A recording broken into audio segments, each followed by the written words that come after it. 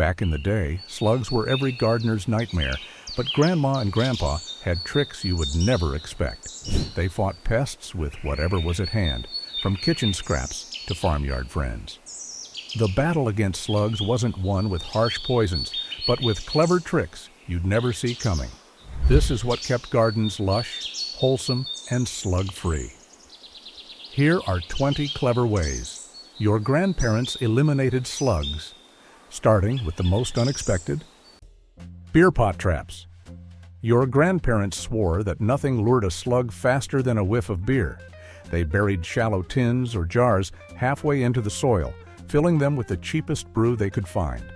By nightfall, the garden smelled faintly of hops, and by morning the traps were full.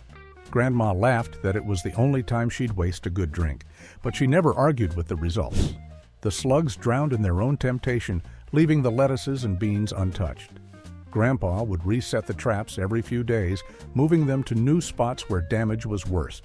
Sometimes neighbors shared their pub leftovers just for this purpose.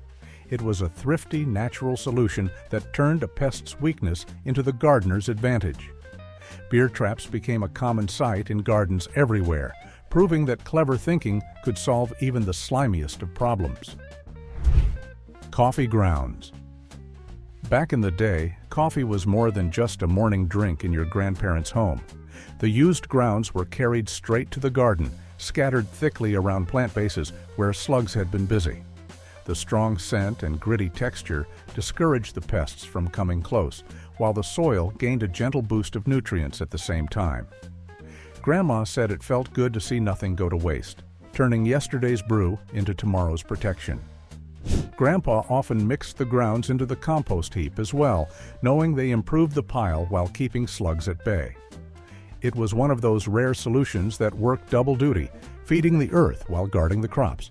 Coffee grounds may have been simple, but in the hands of wise gardeners, they became one of the most dependable barriers against the ever-hungry slugs. Garden ducks.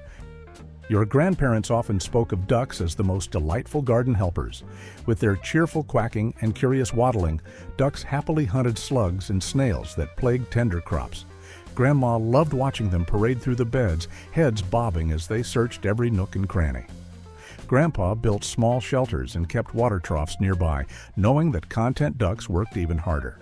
Unlike chickens, ducks were less destructive to plants, focusing instead on the pests that hid beneath leaves and soil. Their presence turned slug control into a joyful routine, blending food production with companionship. Some neighbors even borrowed ducks during slug season, a practice your grandparents encouraged with pride.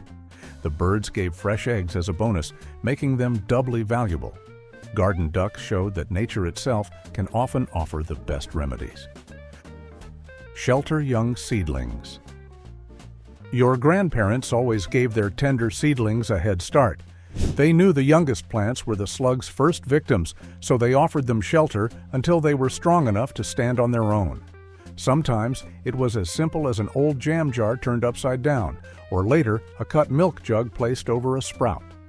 The idea was to give the seedlings a safe bubble where hungry mouths couldn't reach them. By the time the plants stretched up and grew sturdy stems, they could withstand the odd nibble without harm. Grandma called it raising them behind a curtain, and she was right. Just those few weeks of protection often meant the difference between a thriving row of lettuce and a bed stripped bare overnight. Morning watering only. Your grandparents always watered with the morning sun, never in the evening shadows. They learned long ago that slugs thrive in damp, dark conditions. Old gardeners used to joke that watering late was like setting the table for slugs and snails. If the soil stayed wet overnight, the garden turned into a playground for them, and seedlings often vanished by dawn. Instead, Grandpa would rise early, pail or can in hand, and soak the rows while the day was still cool. Sometimes he even placed a finger into the soil to be sure the water had reached the roots and not just the surface. The soil absorbed the drink, the sun dried the surface, and by evening the garden was firm underfoot, leaving no welcome mat for slimy visitors. This wasn't just slug control, it was good gardening. Morning watering gave plants a fresh start and kept diseases from creeping in, since foliage didn't stay wet long enough for mold to spread. That simple habit kept slugs at bay naturally, and that advice is as sound today as it was generations ago. Salt barriers. Salt was one of the oldest tricks your grandparents relied on when slugs became too bold. They knew the creatures could not cross it, so they sprinkled small rings around the base of certain plants or along pathways they wanted to protect. It worked quickly, drying out any slug that dared to slide across. Grandma used it sparingly, careful not to let too much touch the soil, since she knew heavy use could harm the ground. A pinch here, a sprinkle there, and suddenly the cabbages stood safe again. Grandpa often kept a little bag of coarse salt near the garden gate, ready to use on damp evenings when slugs were busiest. Though it was a harsh method, it was trusted for emergencies. Salt barriers were simple, immediate, and part of the arsenal every gardener kept in mind when the pests grew overwhelming. Eggshell Scatter. In Grandma's kitchen, nothing was wasted, not even eggshells. She saved them, washed them, and laid them out to dry before crushing them into jagged bits. On rainy mornings, she sometimes baked the shells in a warm oven first, making them brittle and easier to grind. Those sharp pieces were then scattered in rings around tender seedlings. Slugs, with their soft bellies, hated crawling across the rough surface, and so the seedlings remained untouched. Grandpa liked this trick because it cost nothing and returned calcium to the soil at the same time. He often said the garden thrived on what the kitchen gave back, reminding the family that waste could be turned into strength. Some seasons, they would mix the shells with sand or sawdust for extra grit, building a stronger defense that lasted longer in wet weather. The method may not have been perfect, but it always made a difference, and it gave new purpose to the scraps of daily life. Bran or seaweed rings. Your grandparents often turned to the cupboard or the shoreline for help with slugs. A ring of bran sprinkled carefully around young plants could dry out any slug that dared to cross it. If bran was not at hand, they used seaweed meal, gathered fresh and left to dry. Both created a natural barrier that discouraged pests while feeding the soil at the same time. Grandma liked the idea of adding goodness to the earth rather than poison, and she often praised seaweed for its minerals. Grandpa would haul it home after storms, spreading it around the garden with practiced ease. Over time, they found this simple barrier kept their seedlings safer without harming the creatures they did not wish to lose. It was a quiet solution, both thrifty and wholesome. Nematode Treatment. Your grandparents were intrigued by the idea of fighting slugs with creatures too small to see. Microscopic nematodes, purchased and watered into the soil, worked quietly beneath the surface. Grandma thought it strange at first, but she quickly admired the results as fewer slugs appeared above ground. Grandpa explained how these natural allies invaded the pests, controlling them without harming the crops, pets, or birds. It was a modern method in their time, yet it fit perfectly with their respect for organic gardening. They reapplied it every few weeks when needed, treating it as an investment in the harvest. Though it cost more than other tricks, the peace of mind it brought was worth it. They were also safe for pollinators, making them a favorite among eco-conscious growers. Old gardeners often shared stories of how entire slug populations seemed to vanish overnight after a treatment. Slug-Repelling Plants. Your grandparents believed in letting nature do the work. Instead of fighting slugs with harsh tricks, they planted flowers and herbs that slugs disliked. Lavender, foxgloves, and dianthus lined the borders, while geraniums and peonies brought color and fragrance that brightened the garden. Grandma smiled at how pretty the defenses looked, saying no one would guess they were guards against pests. Grandpa admired the bees and butterflies that came to visit, proof that these plants not only deterred slugs, but also welcomed helpful pollinators. The idea was simple: surround the vegetables with companions that discouraged harm while encouraging life. Over time, the slugs learned to stay away, preferring easier meals elsewhere. Planting slug-repelling flowers was as much about beauty as it was about protection, and it showed how your grandparents always found balance between utility and charm in their gardens. Diatomaceous earth dust. In your grandparents' time, remedies were often found in natural minerals rather than store-bought chemicals. Diatomaceous earth was one such treasure, sprinkled lightly across soil or plant leaves where slugs crept. Its tiny, sharp edges worked invisibly, drying out the pests without harming the crops. Grandma took care to apply it after rain or dew when it would cling best to the ground. Grandpa reminded her to wear a cloth over her nose while spreading it, knowing the fine powder was best kept out of the lungs. Together they treated the garden with patience, watching how fewer slugs appeared each morning. It was a simple but effective barrier, safe for pets and birds, unlike harsher methods. Diatomaceous earth became one of those quiet secrets, trusted for both its safety and results. Grapefruit shell lures. Your grandparents found even fruit scraps could serve a purpose against slugs. They would cut grapefruit halves, scoop out the flesh, and leave the hollow shells upside down in the garden. Slugs crept inside overnight, drawn to the scent and the shelter. By morning, the shells were full and easy to collect. Grandma often laughed at how a simple breakfast could double as pest control. Grandpa carried the loaded shells to the compost heap, turning the problem into something useful once more. It was thrifty, clever, and gentle, a way of catching the pests without harshness. The method became a routine whenever grapefruit was in season, and it never failed to amaze neighbors who saw it in action. Using the peel as a trap was just another example of how resourceful and inventive your grandparents could be in their gardening. Comfrey leaf piles. Comfrey was trusted for many things, and one of its uses was luring slugs away from tender vegetables. Your grandparents would gather fresh leaves, crush them slightly, and place the piles at the edges of the beds. By evening, the slugs had gathered on the comfrey, leaving the lettuces and beans in peace. Grandma marveled at how the pests seemed unable to resist, as if the comfrey was sweeter than anything she grew. Grandpa turned the practice into a double reward, tossing the slug-covered leaves into the compost, where both plant and pest would eventually enrich the soil.